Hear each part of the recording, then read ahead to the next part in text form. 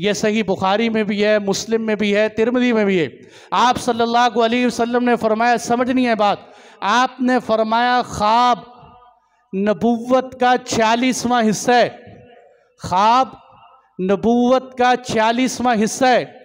एक हदीस में आपने फरमाया ख्वाब नबूवत का 40वां हिस्सा है। एक हदीस में आपने फरमाया ख्वाब नबूवत का 49वां हिस्सा है। एक हदीस में आपने फरमाया ख्वाब नबूवत का 70वां हिस्सा है। सारी हदीसें मैंने सुनाई, एक भी गलत नहीं। लेकिन अब मैं आपसे पूछता हूँ, क्या उलमा के बग़ैर, क्या मुहद्दिसीन के बग़ैर आप अल्लाह के नबी की हदीस का मतलब निकाल सकते हो? कि यार एक ही बात के इतने मतलब तो नहीं होते, एक ही बात सच्ची होगी बाकी सब गलत हो। जैसे आजकल लोग कहते हैं मौलवियों ने इतने दीन बना रखे हैं, कोई एक ही सही होगा बाकी गलत हो। और नहीं भाई, अल्लाह के नबी की इतनी हदीसें हैं, बताओ कौन सी सही? तो अल्लाह जज़ाए खैर दे उलमा को। अल्लामा कुर्तबी ने हल किया है कि अल्लामा इब्न अब्दुल बर मालिकी फरमाते हैं कि इन सारी हदीसों का एक हल है, वो ये है कि अल्लाह के नबी ये बतलाना चाहते हैं कि ख्वाब के अंदर हर बंदे के अहवाल मुख्तलिफ होते, ये इख्तिलाफ बंदे के हालात की वजह से है। यानी क्या मतलब? अगर कोई बंदा बहुत नेक है, बहुत सच्चा है, बहुत ईमानदार है, बहुत सच बोलने वाला है, तो उसका ख्वाब नबूवत का 40वां हिस्सा हो। और अगर उससे कम ईमानदार है, उसका ख्वाब 46वां हिस्सा होगा। अगर उससे भी कम है तो उसका ख्वाब 49वां होगा। अगर उससे भी कम है तो उसका ख्वाब 70वां होगा।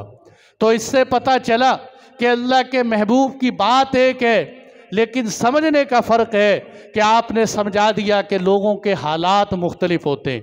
अब ये भी समझ लो, आपको बहुत इल्मी बात बता रहा हूँ, शायद गाड़ी ना हो जाए, आसान भी करूँगा कि अब ये जो फरमाया कि अल्लाह के नबी ने के ख्वाब नबूवत का 46वां हिस्सा होता है, अब इसका क्या मतलब?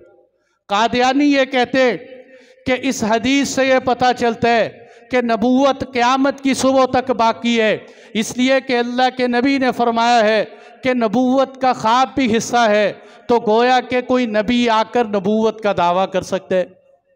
लेकिन नहीं मेरे दोस्तों, इसलिए बात पूरी समझना, कहीं कोई दज्जाल धोखा ना दे जाए कि अल्लाह के महबूब के इसका मतलब क्या है कि आप सल्लल्लाहु अलैहि वसल्लम की नबवी ज़िंदगी, नबूवत की ज़िंदगी 23 साल, हुजूर की कुल उम्र मुबारक 63 साल, 40 साल पर आपको नबूवत मिली, 13 साल मक्की ज़िंदगी, 10 साल मदनी ज़िंदगी, 23 साल हुजूर का नबूवत का दौर है।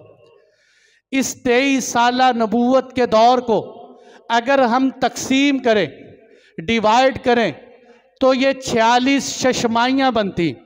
साल के अंदर 2 शशमाही होती, 6-6 महीने, तो 23 ज़रबे 2 46 बन गया।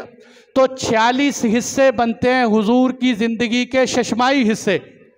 उसमें से जो हुजूर की ज़िंदगी के पहले 6 महीने नबूवत वाली ज़िंदगी, जो गारे हिरा में अल्लाह के नबी गुजारते थे, वहाँ अल्लाह के नबी को ख्वाब आया करते थे वही से पहले।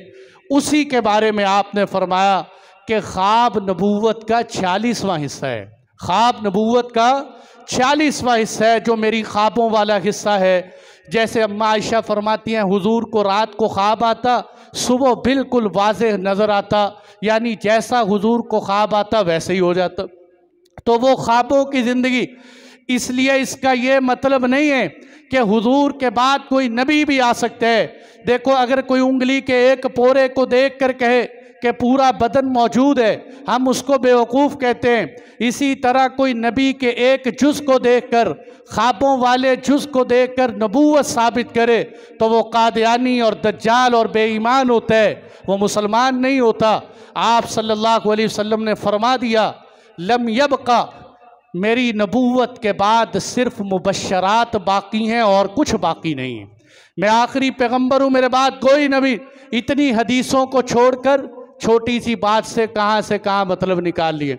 इसलिए आपने फरमाया ख्वाब नबूवत का 46वां हिस्सा है।